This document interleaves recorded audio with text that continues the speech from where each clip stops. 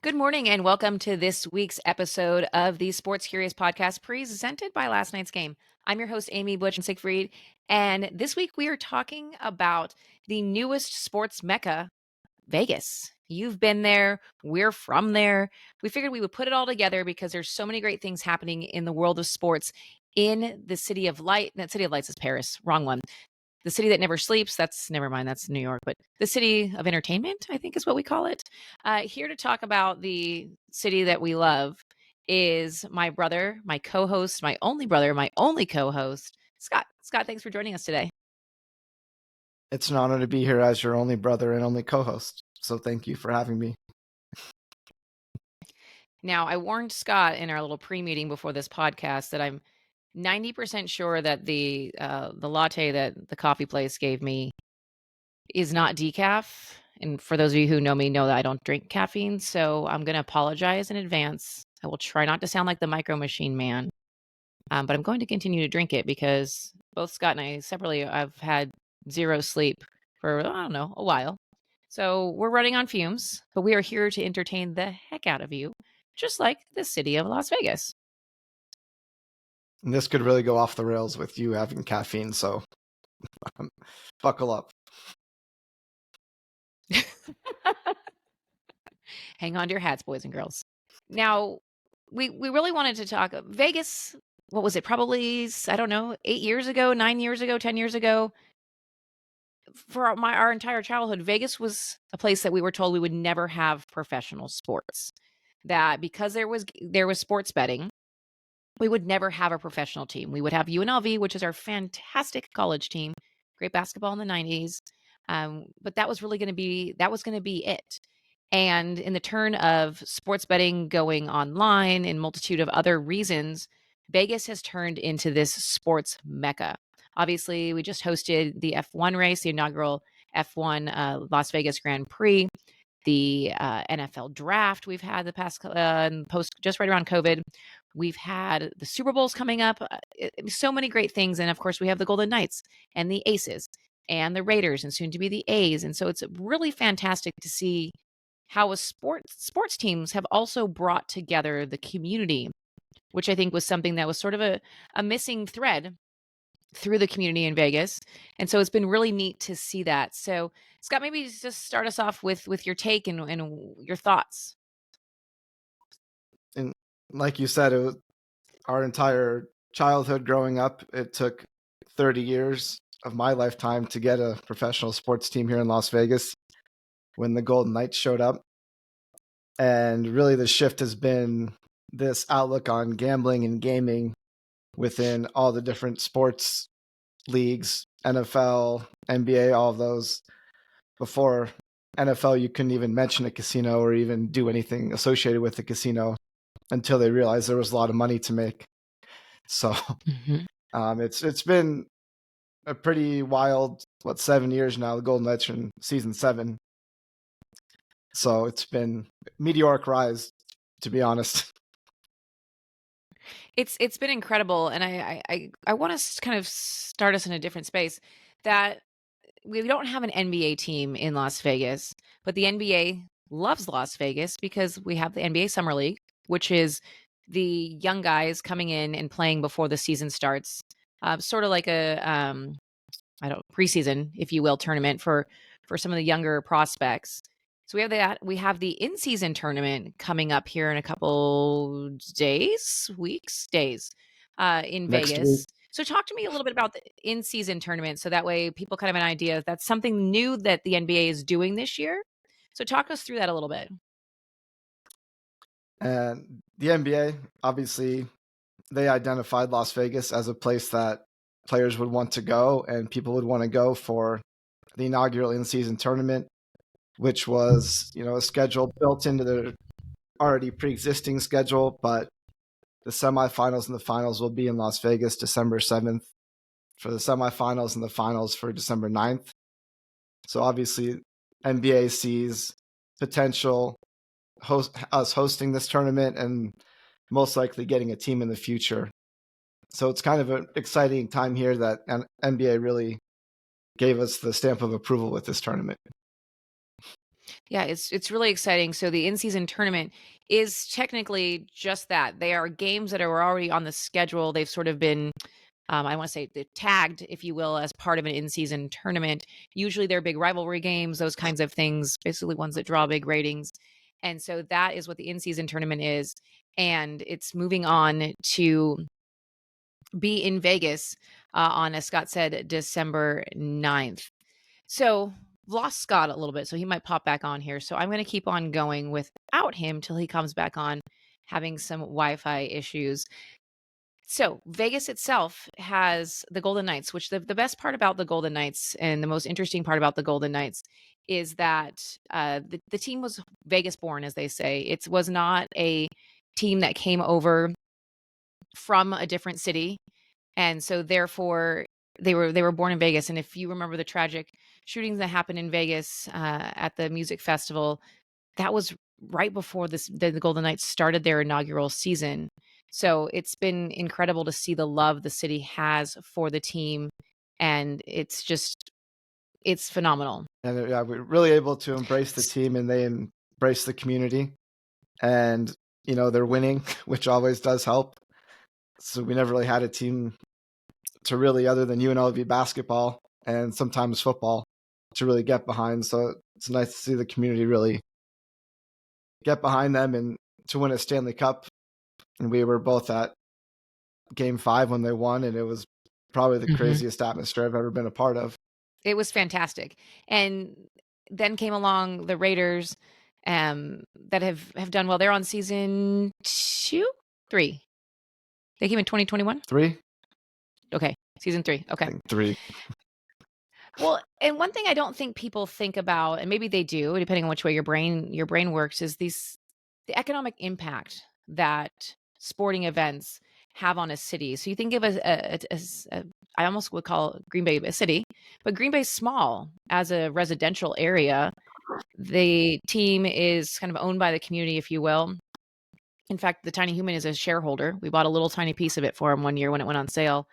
And you think about the economic impact of people coming in to Green Bay for games and filling the restaurants, the hotels, the Airbnbs, getting gas, whatever that might be, and pulling up. Scott did a really good job on some research of pulling up the stats around what these look like, right? We've had the NFL draft, which happened pre-COVID, but I mean, an economic impact of $491 million. You're looking at the Super Bowls coming up. They're expected a more than $500 million economic impact. Hotel rates, as we expected, are insane. The Bellagio is going for 1,200 on Friday night, 1,800 on Saturday night, 1,800 on Sunday night. The average is $1,900 a night. There's some hotels that are already sold out. The hotels for F1 were insane. There's a stat that just came out that the dealers at the Wynn over F1 weekend made $2 million in tips. I mean, that's incredible. And that's, yeah, just for a few days. I'm sure that's a nice payday. It kind of made up for all the disruptions with traffic and construction we had to deal with for a few months. But I think overall, in general, it was definitely a good thing to have F1 here for sure. Yeah, and it's neat that people have recognized. I mean, obviously the volume of hotel rooms, right? That's a huge piece of what makes Vegas an ideal destination. And let's talk about winning, right? Let's talk about winning.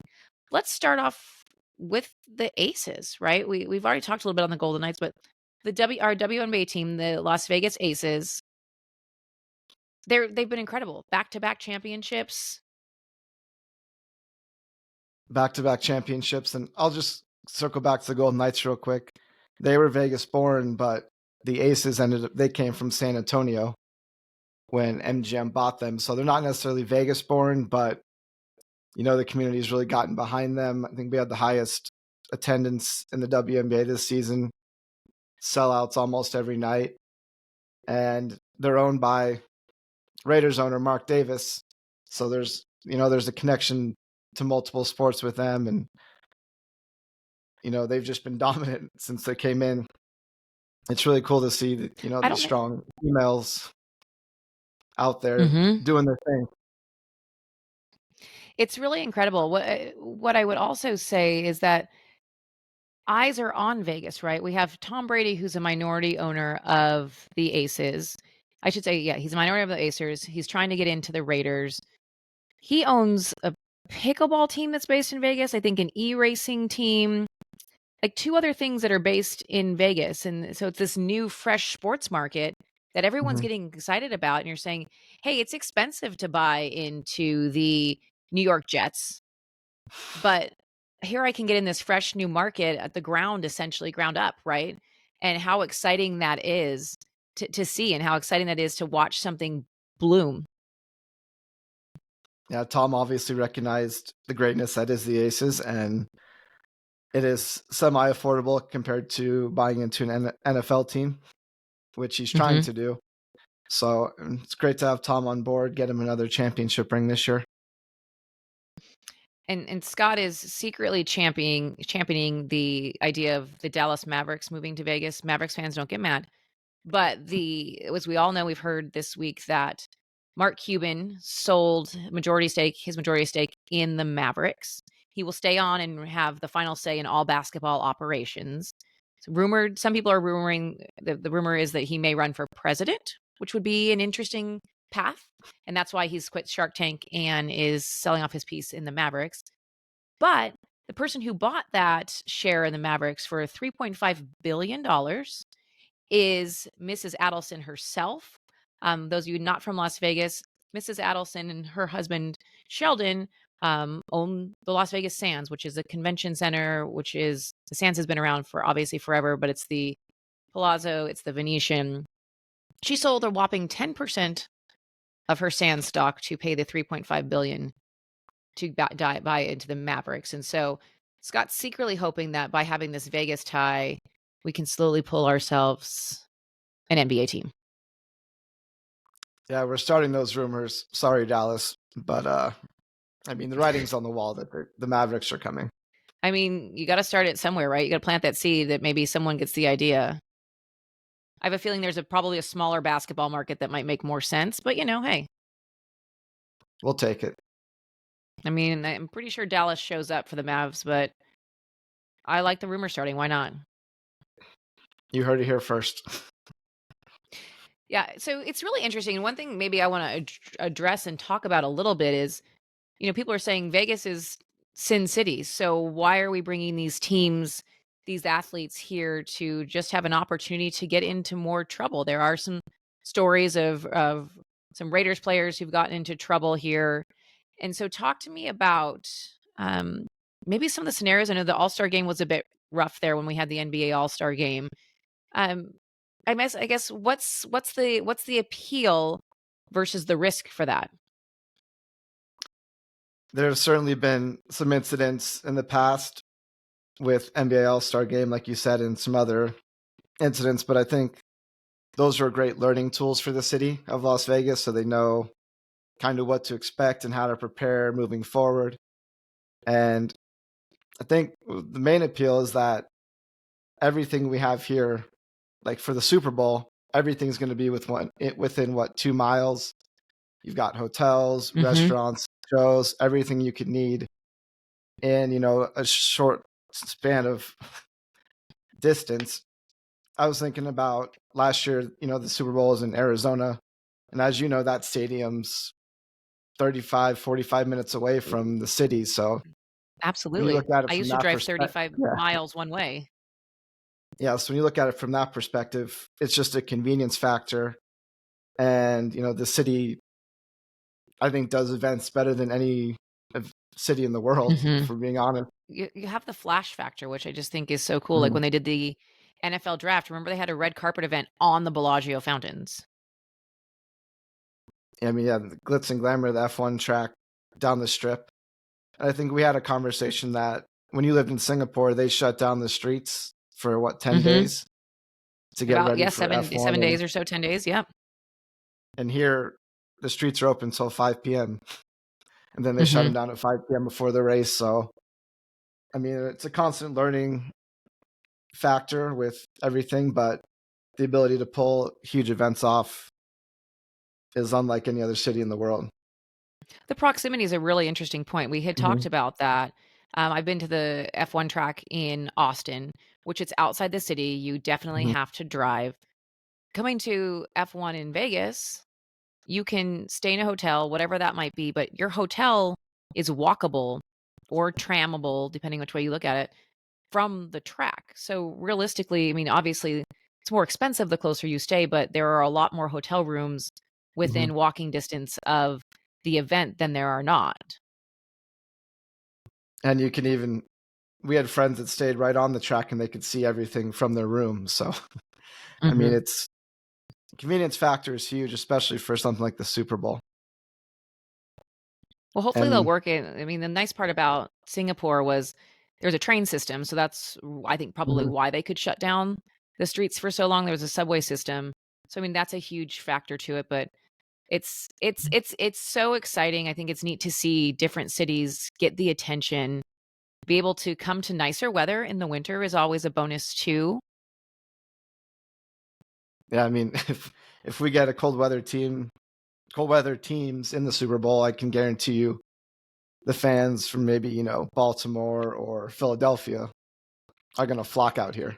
So, I mean, it's really something special, and if you will, I when I used to work in the industry, we used to sarcastically say every day was a Super Bowl because every day you have somebody new coming in and you need to make that experience like the Super Bowl for them. So having that big event here won't be that much of a change. It's true, right? You're prepared. You do Mhm. every day like this, so it's nothing new. Um, what do you want to leave us with? Why besides the gambling and all the things people would normally come for, like why would you cheer for a Vegas team? If you have maybe you don't have a home team, so that's I mean, that's an option, right? But like why cheer for a Vegas team? It seems like maybe they have all these advantages too because they're new, but like why a Vegas team? What about it that makes you say this is going to be a great city, this is going to be a great team that I want to cheer for? Well, that's a great question. Especially living here, we have fans from every other city. Like we have NFL fans from every other city because we never had a team, but everyone seems to have adopted the Raiders in the city. And you talk to people all around the country that became Golden Knights fans because of the story that they had. These underdogs, the Golden Misfits that came together and just started winning. Mhm. I think it's just a fun story, and everyone loves Vegas. So, Yeah. I mean it's an easy place to do life. You can get a Mhm. flight anywhere in the world. I remember, at some point, mom said something about, like, "Why can't I get a flight to here?" And I was like, "You do remember that at this point, you live in a city that's 1.5 million people. Nobody with a city with 1.5 million people has a direct flight from South Korea." Like, you really need to understand the approachability of Vegas. Easily accessible and Mhm, convenient once you mhm. get here. So yep. So, next time you're in Vegas, come for the fun, come for the gambling, come for the shows, whatever you're into. The food is what I go for. But stay for the sports. If you have never been to a Golden Knights game, I highly recommend it because you've never seen a sporting event done like this, done Vegas style. Showgirls, Elvis. 95% of the people are dressed up, lots of them in sequins. So feel free to break out your sequins, male or female. I mean, the amount of sequin jackets we saw during F1 was phenomenal. And and I guess the biggest endorsement for a Golden Knights game would be your son actually sat through multiple Golden Knights games, and I've never seen him sit It's true. still for anything. So, When the tiny I think his first game, he was what, 3, I think? 3.5? And and he he sat through the had whole game minus Mhm. 2. Yep. I mean, it's incredible that the Stanley Cup final was late and we had to bribe him with some candy, popcorn, and every snack available, but for the most I mean, he sits through those and it's so entertaining, it's so great, so make Vegas a destination on your list, maybe the newest title town. Boston, are we willing to arm wrestle over that? I'm sure they'll love to argue about that. No, well, after this year, the Patriots. Then again, we And can't say we anything have because more the Raiders haven't WNBA. been that good either, so We have more WNBA championships than they do. There you go. So Exactly. Well, thanks for joining me today to chat about this. And of course, to our listeners, if you like what you hear, you like hanging out with us, we are here every Monday, Wednesday, and Friday. Monday and Fridays are both real short podcasts, getting you ready for the weekend and picking you up from the weekend and getting ready for the week. So make sure you hit that subscribe button on your favorite podcast platform so you don't miss out of an episode of hanging out with us. thank you for being here. Come to Vegas.